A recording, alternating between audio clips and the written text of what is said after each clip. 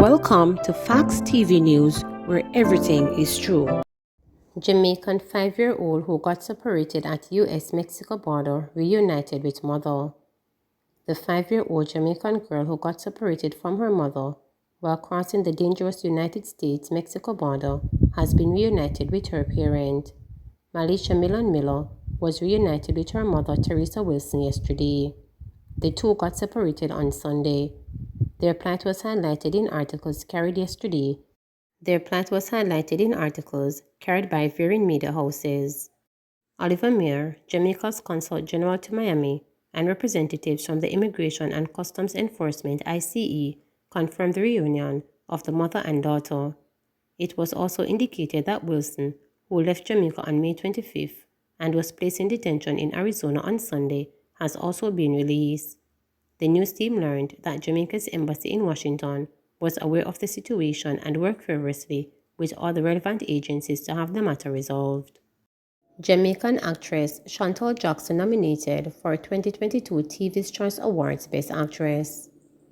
Jamaican actress Chantal Jackson has been nominated for Best Actress in a Series for 2022 TV Choice Awards for her performance in her debut season of Death in Paradise. Jackson, who plays the role of Naomi Thomas, an ambitious young sergeant, is among a list of actresses to include Simone Azzi from Bridgerton, Nicola Colon, also from Bridgerton, and Lily James for The Pursuit of Love. The former model is best known for her roles in Idris Elba Yardi and Storm Sculptor Sprinter. Death in Paradise, which is filmed in the French Caribbean island of Guadeloupe, is broadcast on BBC One in the United Kingdom, France 2 in France, PBS and BRICSbox in the US and Canada, Prime in New Zealand, and ABC in Australia. The series is also nominated for Best Drama and has 2 Best Actors nominations. The TV Choice Awards nomination list will be narrowed down through an online public voting process, which ends on Friday, June 24. The official TV Choice Award 2022 shortlist will then be announced in August, and the live ceremony will take place at the London Hilton and Park Lane in the United Kingdom on Monday, November 14. This is the first time in the past 2 years that the ceremony will be held live. The popular and long-standing TV Choice Awards honor that nation's favorite TV shows and stars, which are voted for purely by the readers and viewers. Armored truck robbed of more than $20 million in Kingston. An armored truck carrying tens of millions of dollars was robbed by gunmen while it was stranded on a road in eastern Kingston. Reporters understand that armed robbers made off with more than $20 million after ambushing the Birmingham Security Company vehicle after it reportedly developed mechanical problems along Jackson Road in Wellington Town. Information reaching news team is that while repair works were being done on the defective truck, armed robbers alighted from another vehicle that drove up, held up 4 security guards and stole the cash before making their escape. Birmingham released a statement confirming that there was an incident involving one of their vehicles.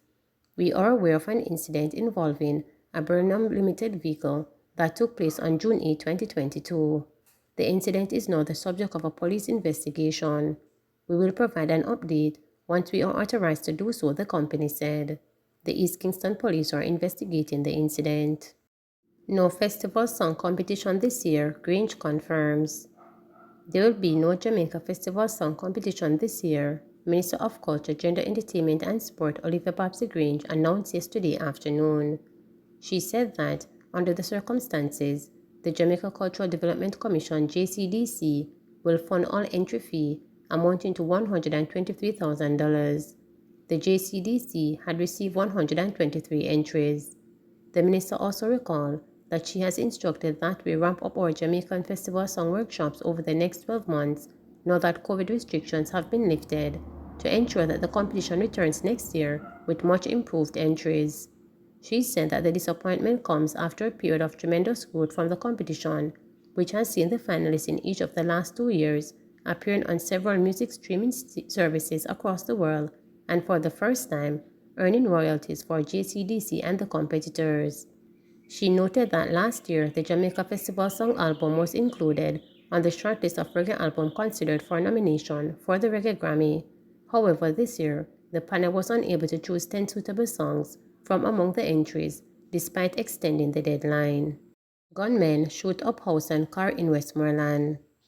Police in Westmoreland are probing an incident in which a man's house and motor vehicle were shot up by a gunman. The incident took place in a community known as Kings Valley in Morgan's Bridge, Grange Hill. Police said about 5:20 a.m. the 26-year-old man was in his house when he heard several loud explosions and realized that his house was being attacked. He managed to escape injuries and alerted the police. It was later discovered that his Toyota Vaxi motor vehicle and the house were damaged by what appeared to be gunshots. Police, upon processing the scene, found 16 spent casings. No suspect has been identified in connection with the attack, the police stated. Tivoli teacher attacked for trying to break up classroom gambling session, say police. The 56-year-old female educator, who was assaulted at Tivoli Gardens High School in Kingston on Monday, was attacked because she incurred the wrath of a student who was gambling in the classroom, the police have reported. Commanding officer for the Kingston Western Police Division, Senior Superintendent Michael Phillips, responded to reports that the students had entered the classroom selling an illegal substance, told reporters that their investigation had shown otherwise. Nobody told us about any illegal substance. We did confirm that they were used in the classroom for gambling purposes, and the teacher wanted to start her class and asked them to leave. That's when the whole thing started, the lawman told reporters on Tuesday. He said the student, who was caught on camera in the vicious tussle with the senior teacher who suffered bruises and swelling to her face and upper body, had been arrested and charged, but was subsequently released on bail in the custody of his parents. The 16-year-old is set to appear before the juvenile court on June 21 to answer to a charge of assault occasioning bodily harm. The senior superintendent, in the meantime, said the police have been trying to meet with the leader of the school in the weeks prior to Monday's incident, given several concerns specific to the school, but without success. The Ministry of Education noted that there has been a meeting between teachers at the Tivoli Gardens High School and representative of the School Safety and Security Unit of the Ministry and the Guidance Council since the incident. They discussed challenges and ways how they can identify strategies to diffuse potential problems and work on improving students' behavior, reporters were told. Human trafficking clampdowns. One of the corporate area's most notorious red light districts, the area encompassing Ripton Road, Eureka Crescent, and sections of Old Harbour Road in Crossroads, was the scene of a massive police operation on Saturday as law enforcers went in search of human traffickers and their victims. 34 people were taken into custody by police from the St. Andrews Central Police Division during the operation, which started about 9:30 p.m. in the area, which is known for prostitution. Police told reporters that 22 men and 12 women were taken into custody, but they were all released after giving strong warning. The operation was led by Superintendent William Kelsler, head of operations for the St. Andrews Central Police Division. They were not charged, they were just taken in, questioned, released, and warned about the practice. A number of offensive weapons were also confiscated, based on the fact that we never found anybody who were thought was at risk. It means that none of them were involved in human trafficking, Kelsler told reporters on Monday. Those areas were specifically targeted. Those areas are where the females are, and the males come in to do business, and sometimes, when they are dispute, there are shootings and murders, Kelsler said, pointing out that some of the 12 women were pregnant. They were able to show us their baby fathers in the line. For example, they would say, the one that is the second in the line, and him and my baby father. For some reason, they were out there transacting business.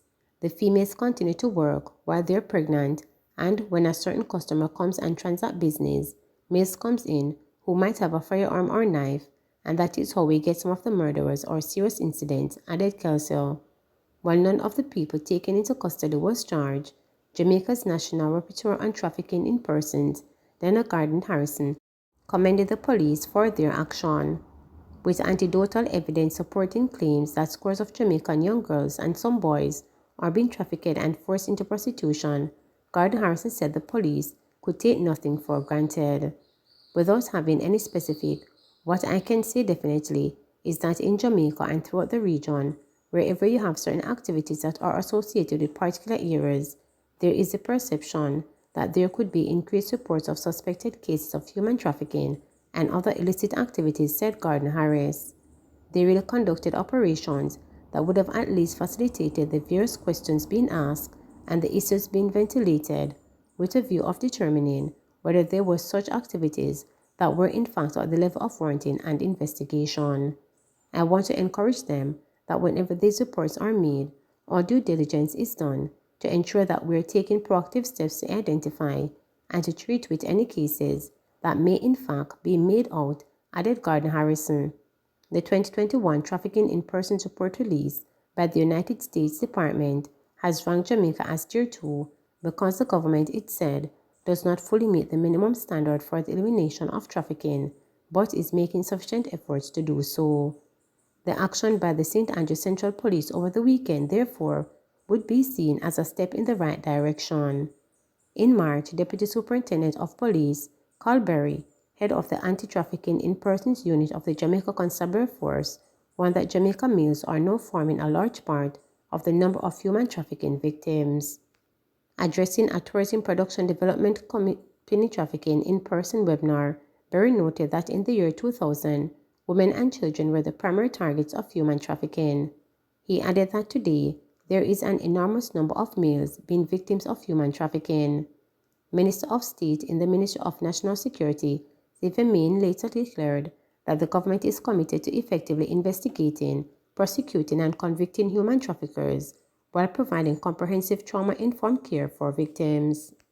This echoed claims by Permanent Secretary in the Ministry of National Security, Courtney Williams, who recently declared that the government has been applying pressure to curtail human trafficking, which opposes human rights. Please remember to subscribe, like, share, and click the notification bell for daily updates.